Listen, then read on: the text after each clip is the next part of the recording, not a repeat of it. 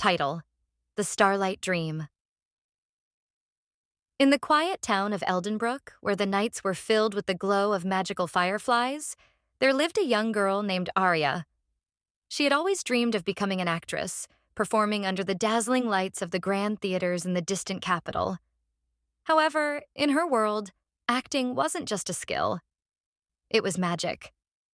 Only those who possessed a rare gift called starfire could become great performers.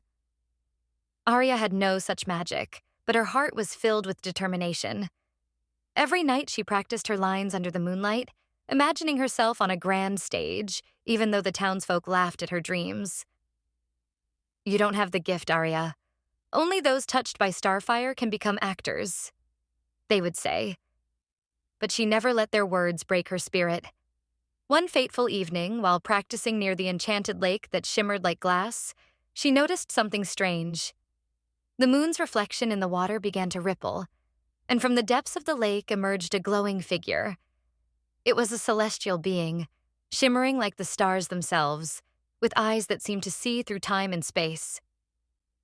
"You seek the stage," the being said in a voice like music.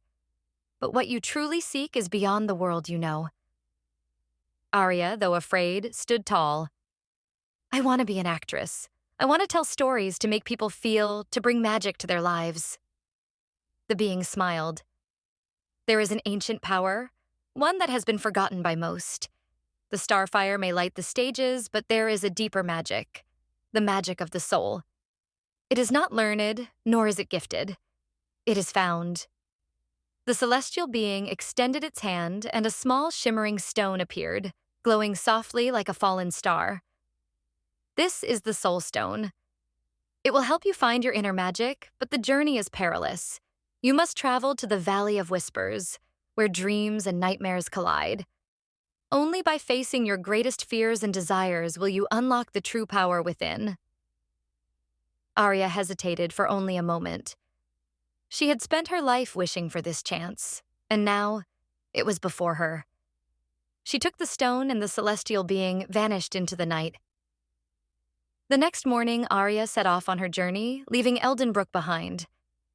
Her path took her through enchanted forests where the trees whispered forgotten tales, over mountains where ancient winds tested her resolve, and across rivers guarded by creatures of legend. Each step she took, the Sewell stone glowed brighter, guiding her towards the Valley of Whispers. When she finally reached the valley, the air was thick with mist, and the sky seemed to pulse with an ethereal glow. As she entered, her heart began to race.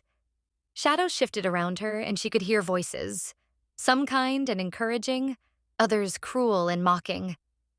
These were her deepest fears and desires, brought to life by the magic of the valley. She saw herself on a grand stage, the audience cheering her name. But in the next moment, the scene shifted, and she was alone, forgotten, her dreams shattered. The visions overwhelmed her, filling her with doubt. "What if I'm not enough?" she whispered to herself. But then she remembered the celestial being's words. "The magic of the soul is found, not given." Taking a deep breath, Aria closed her eyes and focused on the one thing that had driven her all along: her love for stories, for acting, for the way it made her feel alive. The mist around her began to part, and the shadows faded.